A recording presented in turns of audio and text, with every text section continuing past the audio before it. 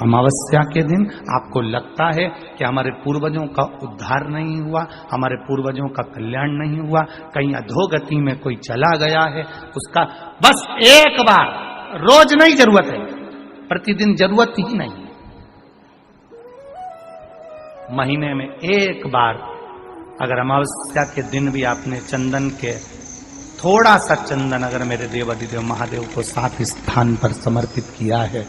अशोक यहाँ पर वर्णन कर रही है, मैना, धन्य और कला की कथा कर रही है। तीनों ने सनकादि ऋषियों से मांगा। चंदन भगवान को अति प्रिय होता है और चंदन ही एक ऐसा होता है जो पितरों को भी प्रिय होता है, जिसका स्पर्श मात्र लगने से पूर्वजों का कल्याण हो जाता है। वो चंदन का 7 स्थान शिवलिंग के बताए हैं, जहां पर भूल से भी अगर कोई चंदन की उंगलियां लगा देता है, 7 स्थान ऐसे हैं जहां चंदन की मात्र उंगलियां लगा देने से ही शिव पितृलोक के पितरों को मुक्ति प्रदान करके वैकुंठ लोक का निवास दे देते हैं। 7 स्थान।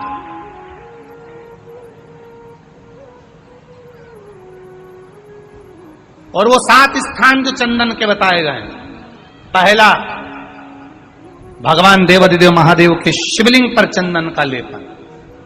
समझ लेना जरा बहुत अच्छे से। आपको लगता है स्वप्न में कोई मुर्दे दिख रहे हैं, या कोई जल रहा है, या कोई मर रहा है, या कोई चला गया है, ऐसा भय लगता है। बच्चों को मानी भेजूंगी ऐसा हो जाएगा, पति को मानी भेजूंगी ऐसा हो जाएगा, कोई हमारे कोई गलत तो नहीं कर रहा है, आपको लगता है। 7 स्थान चंदन के बताएं महाराज। पहला शिवलिंग, दूसरा जहां गणेश जी का स्थान है, मालूम है ना सबको, जम के बोलो जरा, मालूम है ना सबको, जहां गणेश जी का स्थान है वहां अलग से गणेश जी बैठे, वहां नहीं। शिवलिंग में जलाधारी के ठीक सामने राइट में गणेश, लेफ्ट में कार्तिकेय, बीच में अशोक सुंदरी। तो पहला चंदन बाबा के शिवलिंग पर, दूसरा गणेश जी पर चंदन की उंगली, तीसरा षडानंद कार्तिकेय पर चंदन की उंगली, चौथा अशोक सुंदरी पर चंदन की उंगली, पांचवा जलाधारी पर चंदन की उंगली, छठा जो शिवलिंग का जल बह रहा है इसके ठीक विपरीत की ओर चंदन की उंगली, और 7वां चंदन नंदी के मस्तक के ऊपर जो 2 सींग लगे रहते हैं उस पर चंदन की उंगली। ये कब लगाई जाती है? या तो अमावस्या के दिन आपको लगता है कि हमारे पूर्वजों का उद्धार नहीं हुआ, हमारे पूर्वजों का कल्याण नहीं हुआ, कहीं अधोगति में कोई चला गया है, उसका बस एक बार, रोज नहीं जरूरत है, प्रतिदिन जरूरत ही नहीं, महीने में एक बार अगर अमावस्या के दिन भी आपने चंदन के थोड़ा सा चंदन अगर मेरे देवाधिदेव महादेव को 7 स्थान पर समर्पित किया है। अशोक यहाँ पर वर्णन कर रही है, मैना, धन्य और कला की कथा कर रही है। तीनों ने सनकादि ऋषियों से मांगा।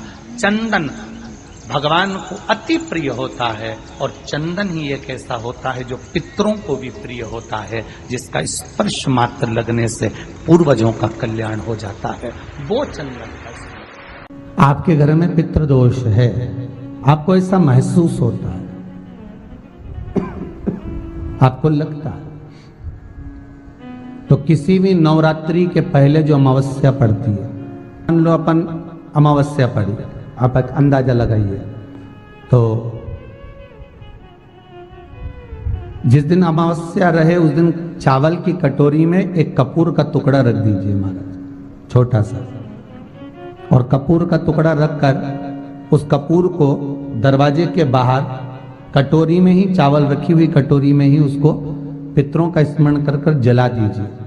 और जलाने के बाद उस चावल को कहीं भी किसी भी वृक्ष की छांव में पक्षियों के लिए डाल दीजिए। शिव महापुराण की कथा कहती है, अगर मान लो पितृ आपको कष्ट दे रहे हैं, पितृ आपको तकलीफ दे रहे हैं, कोई काम नहीं होने दे रहे हैं, या कहीं आपको ऐसा लगता है कि पितरों का दोष है, तो वो पितृदोष देवी, अब ये जो आप करेंगे ये कब कर रहे हैं? अमावस्या के दिन आप उसको रख रहे हैं। अमावस्या के दिन उसको रखकर रात भर आपने रखा कपूर के साथ में, सुबह एकम पड़ गई, नवरात्रि लग गई, उसी दिन उसको जलाकर आपने पटक दिया।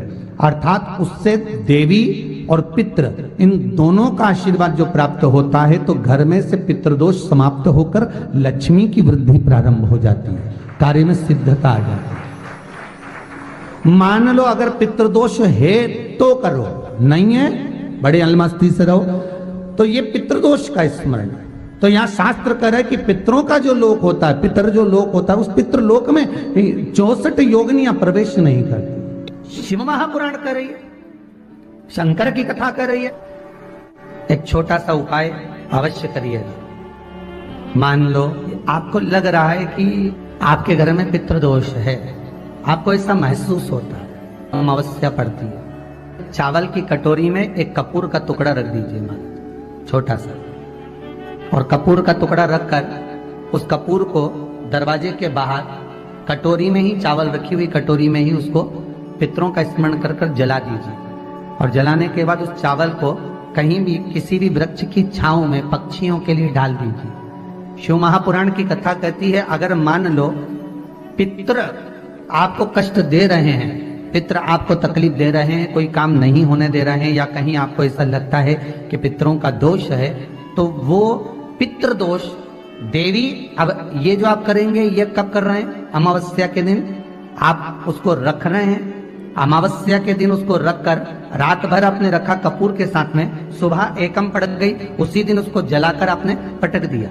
अर्थात उससे देवी और पितृ इन दोनों का आशीर्वाद जो प्राप्त होता है, तो घर में से पितृदोष समाप्त होकर लक्ष्मी की वृद्धि प्रारंभ हो जाती है। अमावस्या के दिन प्रदोष काल में, प्रदोष के समय पर, प्रदोष काल में शाम के समय पर जाकर किसी भी नदी, तालाब, बावड़ी, कुआं, कहीं ना कहीं जो आपके पास में हो, वहां पर एक घी का दिया, बत्ती का मुंह दक्षिण की ओर कर कर अवश्य जला कर जाना, सारे पितृ दोष समाप्त हो जाएगा। अगर नदी, तालाब, बावड़ी, कुआं नहीं है तो पीपल का वृक्ष हो या बेलपत्री का वृक्ष हो या बट का वृक्ष हो, उसके नीचे लगा दो प्रदोष काल में। पर अमावस्या के दिन लगाएं जरूर। क्यों? क्योंकि अमावस्या 16 दिन तक पितृ मृत्यु लोक में आने के बाद में भोजन ग्रहण करते हैं। अमावस्या के दिन पितृ शाम के समय प्रदोष काल में शंकर भगवान का नाम जाप कर कर नदी, तालाब, बावड़ी पर पानी पीने जाते हैं।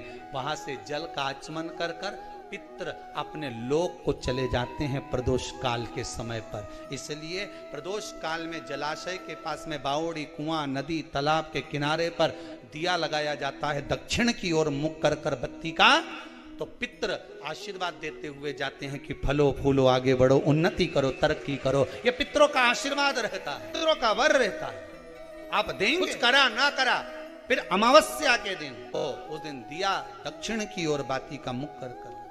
7 स्थान ऐसे हैं जहां चंदन की मात्र उंगलियां लगा देने से ही शिव पितृलोक के पितरों को मुक्ति प्रदान करके बैकुंठ लोक का निवास दे।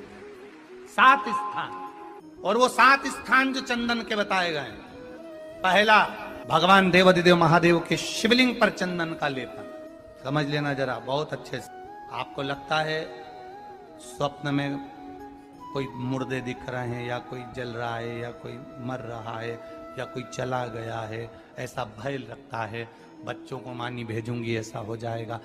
जिनके यहाँ पितृदोष होता है, काल सर्प दोष होता है, वास्तु दोष होता है, उनको ज्यादा कुछ नहीं करना होना। महाराज एक बेल का फल लीजिए, उसके अंदर का जो गुर्दा होता है, अंदर का जो भाग होता है, उसको निकाल लीजिए, और उस बेल के फल में आटा सेक कर उसमें शक्कर मिलाकर उसको उसके अंदर भर लीजिए। अमावस्या के दिन सुबह 10 बजे से पहले उसको अपने घर में घुमाने के बाद में, जिसको काल सर्प दोष बताया है, पितृदोष बताया है, या वास्तु दोष का स्मरण बताया है, घर में सब दूर घुमाकर अपने परिवार का हाथ का स्पर्श कराकर पीपल के पेड़ के नीचे का खड्डा खोदकर उस बेलपत्र के उस फल को दाब दीजिए। महाराज केवल एक अमावस्या करना रहता है, पितरों के दोष से मुक्ति मिलती है और हमारे घर के कार्य सफल होना प्रारंभ हो जाता है। पति को मानी भेजूंगी ऐसा हो जाएगा, कोई हमारे कोई गलत तो नहीं कर रहा है। आपको लगता है 7 स्थान चंदन के बताएं, बाबा के शिवलिंग पर, दूसरा गणेश जी पर चंदन की उंगली, तीसरा षडानंद कार्तिकेय पर चंदन की उंगली, चौथा अशोक सुंदरी पर चंदन की उंगली, पांचवा जलाधारी पर चंदन की उंगली, छठा जो शिवलिंग का जल बह रहा है इसके ठीक विपरीत की ओर चंदन की उंगली, और 7वां चंदन नंदी के मस्तक के ऊपर जो 2 सींग लगे रहते हैं उस पर चंदन की उंगली। ये कब लगाई जाती है? या तो अमावस्या के दिन आपको लगता है कि हमारे पूर्वजों का उद्धार नहीं हुआ, हमारे पूर्वजों का कल्याण नहीं हुआ, कहीं अधोगति में कोई चला गया है, उसका बस एक बार, रोज नहीं जरूरत है, 4 दिन दुकान अच्छी चले, बाकी के समय बेचना पड़े, समझ लेना पितृदोष। घर में बच्चे चिड़चिड़े हो जाए, गलत संगति में डूब जाए, समझ लो चिड़चिड़ हो रहे हैं, पितृदोष। घर के बच्चे माता पिता का आदर ना करें, सम्मान ना करें, तेज आवाज में बात करें, समझ लो पितृदोष। पितृदोष मालूम पड़े। और इतने से भी अगर आप नहीं समझ सकते, परिवार का कोई एक व्यक्ति जब जब भोजन करने बैठे तब तक उसकी थाली में बाल आए, भले वो होटल में खाए तो भी बाल आ जाए, वो कहीं खाना खा रहा है तो बाल आ जाए। 8-15 दिन में, 4 दिन में, 3 दिन में, 2 दिन में, 6 दिन में आपकी थाली के भोजन में अगर बाल निकल रहा है, केश निकल रहा है, समझ लेना कि पितृ आपसे कुछ मांग रहे हैं, पितृ आपसे कुछ चाहते हैं। महाराज एक बेल का फल लीजिए। क्या लेना है? बेल का फल, बेलपत्री का जो फल होता है उसको ले लो, उसके अंदर का जो गुर्दा होता है, अंदर का जो भाग होता है उसको निकाल लीजिए, और उस बेल के फल में आटा सेक कर उसमें शक्कर मिलाकर उसको के अंदर भर लीजिए। अमावस्या के दिन सुबह 10 बजे से पहले उस बेल फल में जिसमें तुमने पंजेरी भरी है, आटा सेक कर भरा है शक्कर के साथ में, उसको अपने घर में घुमाने के बाद में जिसको कालसर्प दोष बताया है, पितृदोष बताया है या वास्तु दोष का स्मरण बताया है, घर में सब दूर घुमाकर अपने परिवार का हाथ का स्पर्श कराकर पीपल के पेड़ के नीचे तक खड्डा खोदकर उस बेलपत्र के उस फल को दाब दीजिए। महाराज केवल एक अमावस्या करना रहता है, पितरों के दोष से मुक्ति मिलती है और हमारे घर के कार्य सफल होना प्रारंभ हो जाते हैं। कार्य की सफलता होती है, कार्य में सफलता प्राप्त होने लगती है।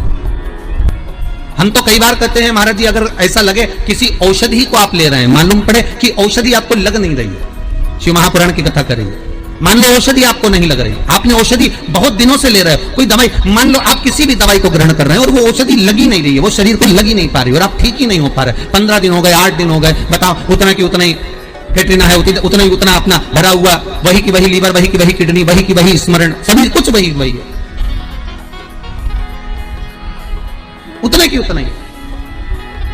बीपी भी ऊंचा नीचा चल रहा है पर लेवल में नहीं आ रहा, शुगर भी लेवल में नहीं आ रही, तो प्रयास करा करो महाराज, बेलपत्री के फल का जो गुर्दा है, अंदर का जो भाग है फल का, उसको पानी में गला लीजिए और प्रदोष कम से कम प्रदोष नहीं हो और बीमारी जरा दवाई लगी नहीं रही हो तो बिना प्रदोष के भी कर सकते हो, उसको पानी में गलाइए, आधा घंटा पानी में, जैसे आपको सुबह मंदिर जाना है 10 बजे, तो सुबह स्नान कर कम से कम 6:30-7 बजे उसको पानी में गला दीजिए और उस बेले के फल का गुर्दा से गला हुआ पानी शिव जी को ले जाकर समर्पित कर दीजिए। महाराज उस पानी में से थोड़ा सा 1 चम्मच पानी शिव जी पे चढ़ा हुआ लेकर आ जाइए।